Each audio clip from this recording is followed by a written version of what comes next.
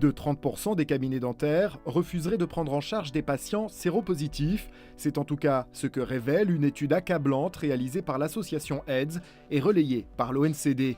Mais ces résultats surprenants reflètent-ils la réalité de la profession? Dans quel cas un chirurgien dentiste peut-il refuser de soigner?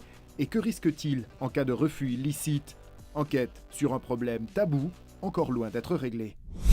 Cyril Vézoli a porté plainte contre son chirurgien dentiste exerçant à La Rochelle.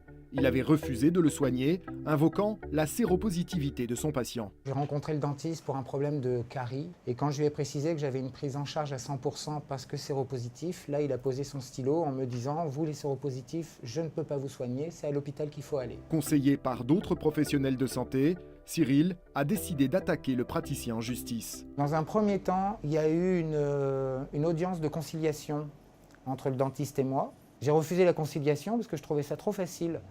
On se retrouvait devant le président de l'ordre régional des chirurgiens dentistes qui allait me dire, en gros, est-ce que vous pardonnez au dentiste d'avoir refusé de vous soigner? C'était à peu près ça. Le dentiste a alors été jugé face à Cyril et à ses pairs quelques jours plus tard. Le verdict de l'audience de l'ordre régional a été de donner raison au dentiste, en prétextant que je n'avais pas compris ce qu'il m'avait dit. Mais Cyril a fait appel et le dentiste a reçu un blâme pour la faute commise.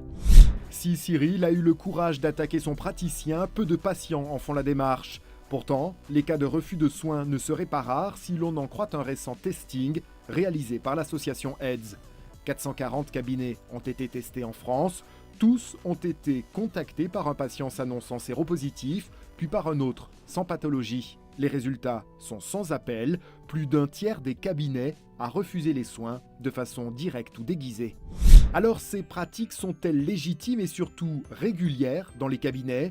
Pour Jean Villanova, juriste à la médicale, le refus de soins n'est pas une légende et de nombreux cas peuvent s'avérer illicites. Le refus de soins peut être explicite, c'est-à-dire je ne veux pas vous soigner, je ne veux pas vous recevoir, ou toutes ces manifestations plus nuancées, implicites, de délais d'attente très longs, d'offres de soins prohibitives, de refus d'orienter le patient vers un confrère plus compétent, le fait de traiter ce patient différemment du reste de la patientèle, tout ceci est illicite. Mais refuser un patient peut coûter cher. Le Code de la santé publique est très clair sur la question, d'un simple blâme à la prison, en passant par l'interdiction d'exercer. Dans le cas le plus extrême, le refus d'assistance à personne en péril, impliquerait une sanction pénale pouvant aller jusqu'à 5 années de prison et 75 000 € d'amende. On n'en est pas là, on n'en est jamais là ou pratiquement jamais là, fort heureusement.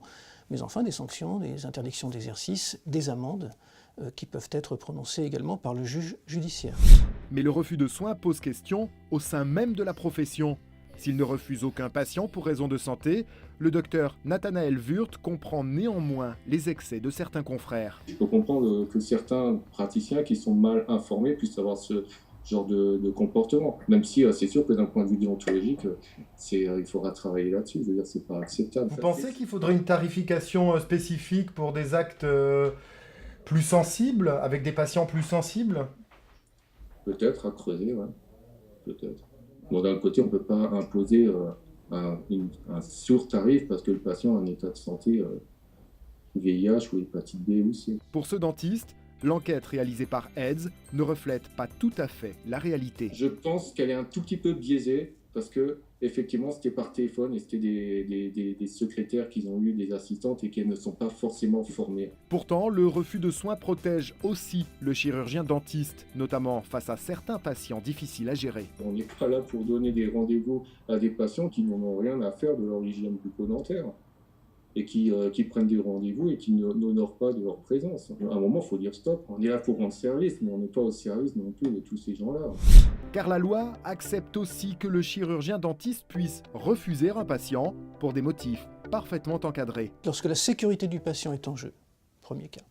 Deuxième cas, lorsque effectivement ce patient se montre réfractaire aux conseils et aux soins qu'on lui demande de suivre.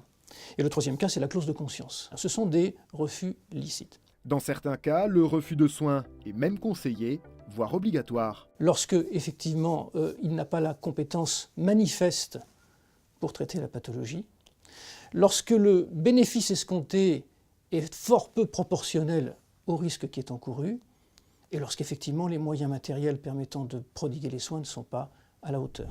La problématique du refus de soins ne peut pas se régler uniquement par des sanctions judiciaires ou disciplinaires. Elle impose une prise de conscience de la profession et passe surtout par une sensibilisation à la prise en charge de tous les patients, sans aucune distinction.